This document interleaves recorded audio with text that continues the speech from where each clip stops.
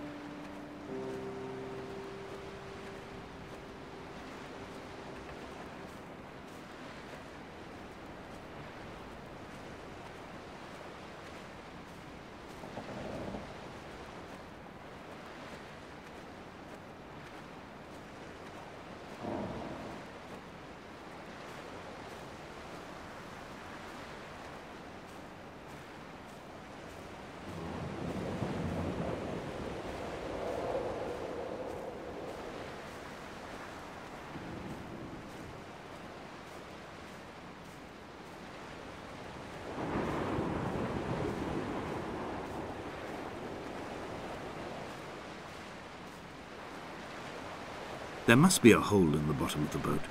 How else could new hermits have arrived?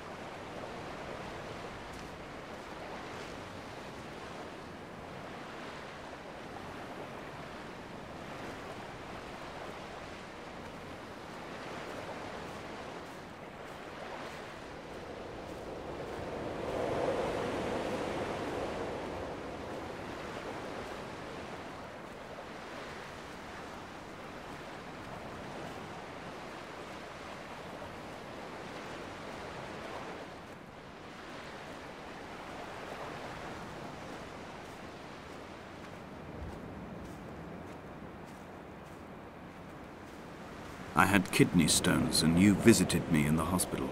After the operation, when I was still half submerged in anesthetic, your outline and your speech both blurred. Now my stones have grown into an island and made their escape, and you have been rendered opaque by the car of a drunk.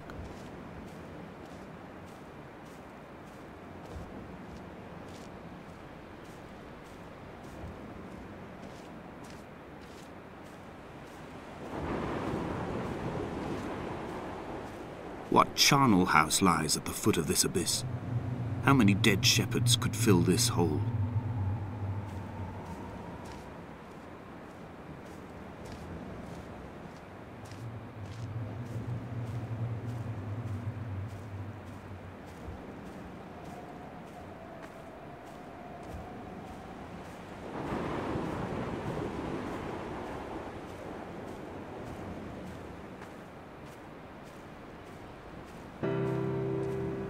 I've begun to climb, away from the sea and towards the centre. It is a straight line to the summit, where the evening begins to coil around the aerial and squeeze the signals into early silence. The bothy squats against the mount to avoid the gaze of the aerial. I too will creep under the island like an animal and approach it from the northern shore.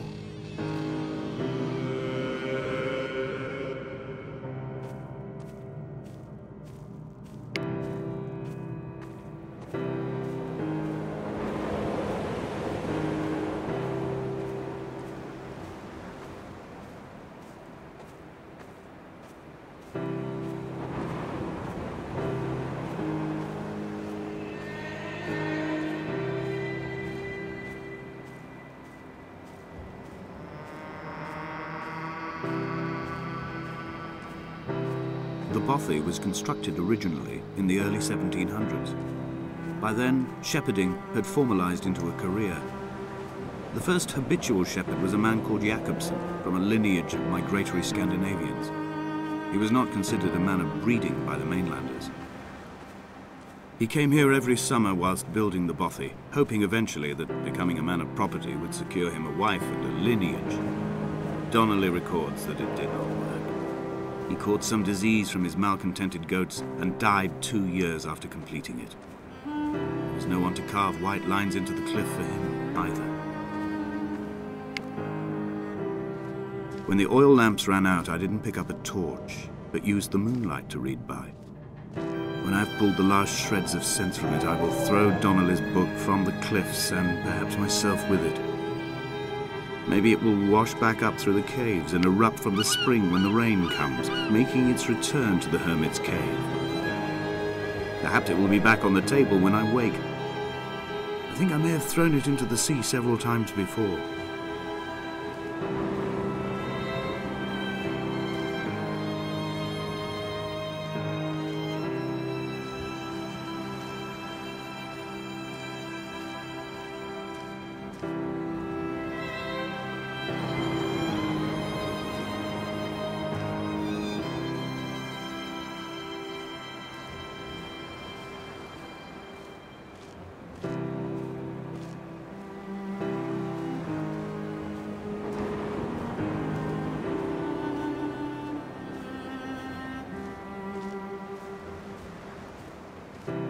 Jacobsen's ribcage, they told Donnelly, was deformed, the result of some birth defect or perhaps a traumatic injury as a child.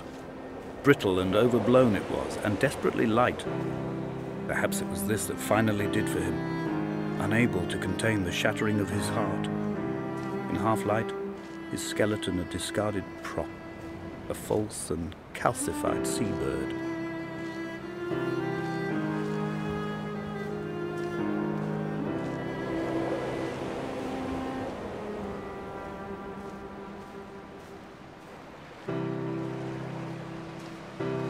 They found Jacobsen in early spring. The thaw had only just come. Even though he'd been dead nearly 7 months, his body had been frozen right down to the nerves and had not even begun to decompose.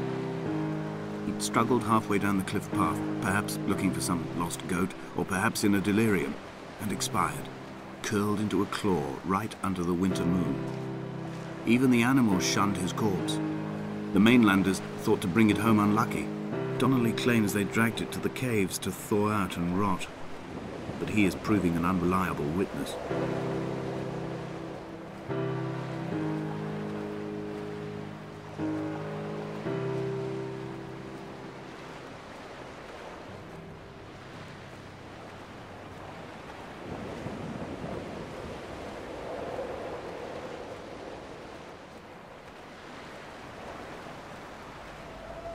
Climbing down to the caves, I slipped and fell and have injured my leg. I think the femur is broken. It is clearly infected. The skin has turned a bright, tight pink, and the pain is crashing in on waves, winter tides against my shoreline, drowning out the ache of my stones. I struggled back to the bothy to rest, but it has become clear that there is only one way this is likely to end. The medical supplies I looted from the trawler have suddenly found their purpose. They will keep me lucid for my final ascent.